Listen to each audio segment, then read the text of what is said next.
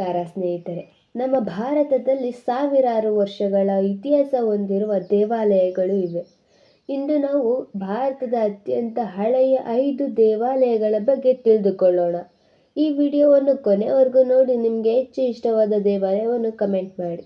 ಮೊದಲನೆಯದು ಕೈಲಾಸನಾಥ ದೇವಾಲಯ. ಇದು ಕಾಂಚೀಪುರ, ತಮಿಳುನಾಡಿನಲ್ಲಿದೆ. ಪಲ್ಲವ ರಾಜ ನರಸಿಂಹವರ್ಮನ ದ್ವಿತೀಯರ ಕಾಲದಲ್ಲಿ ನಿರ್ಮಾಣಗೊಂಡ ಈ ದೇವಾಲಯವು ದ್ರಾವಿಡ ಶೈಲಿಯ ಅತ್ಯಂತ ಹಳೆಯ ದೇವಾಲಯಗಳಲ್ಲಿ ಒಂದಾಗಿದೆ. ಇದರ ಶಿಲ್ಪಕಲೆ ವಿಶ್ವಪ್ರಸಿದ್ಧವಾಗಿದೆ. ಎರಡನೇದು ಶೋರ್ ದೇವಾಲಯ. ಇದು ಮಹಾಬಲಿಪುರಂ, ತಮಿಳುನಾಡಿನಲ್ಲಿದೆ. 8ನೇ ಶತಮಾನದಲ್ಲಿ ನಿರ್ಮಾಣಗೊಂಡ ಈ ದೇವಾಲಯವು ಸಮುದ್ರ ತೀರದಲ್ಲಿದ್ದು ಯುನೆಸ್ಕೋ ವಿಶ್ವ ಪರಂಪರೆಯ ತಾಣವಾಗಿ ಗುರುತಿಸಿಕೊಂಡಿದೆ. ಮೂರನೆಯದು ಲಾದ್ ಖಾನ್ ದೇವಾಲಯ, ಐಹೊಳೆ, ಕರ್ನಾಟಕದಲ್ಲಿದೆ. 5ನೇ ಶತಮಾನಕ್ಕೆ ಸೇರಿದ ಈ ದೇವಾಲಯವು ಭಾರತದ ಅತ್ಯಂತ ಪ್ರಾಚೀನ ಕಲ್ಲಿನ ದೇವಾಲಯಗಳಲ್ಲಿ ಒಂದಾಗಿದೆ. ಈ ಐಹೊಳೆಯನ್ನು ಭಾರತೀಯ ದೇವಾಲಯದ ವಾಸ್ತುಶಿಲ್ಪದ ತೊಟ್ಟಿಲು ಎಂದು ಕರೆಯಲಾಗುತ್ತದೆ. ನಾಲ್ಕನೆಯದು ದುರ್ಗಾ ದೇವಾಲಯ.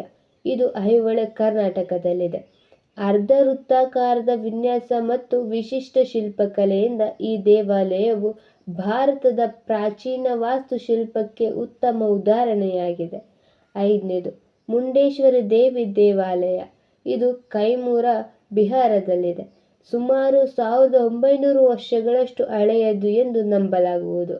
ಈ ದೇವಾಲಯವು ಭಾರತದಲ್ಲಿ ನಿರಂತರ ಪೂಜೆ ನಡೆಯುತ್ತಿರುವ ಅತ್ಯಂತ ಹಳೆಯ ದೇವಾಲಯಗಳಲ್ಲಿ ಒಂದಾಗಿದೆ. ಈ ಎಲ್ಲ ದೇವಾಲಯಗಳಲ್ಲಿ ನೀವು ಯಾವ ದೇವಾಲಯಕ್ಕೆ ಭೇಟಿ ನೀಡಲು ಬಯಸುತ್ತೀರಿ ಕಮೆಂಟ್ ಮಾಡಿ. ಹಾಗೆ ಈ ವಿಡಿಯೋವನ್ನು ಇಷ್ಟ ಆದರೆ ಲೈಕ್ ಮಾಡಿ, ಶೇರ್ ಮಾಡಿ, ಸಬ್ಸ್ಕ್ರೈಬ್ ಮಾಡಿ. ಧನ್ಯವಾದಗಳು.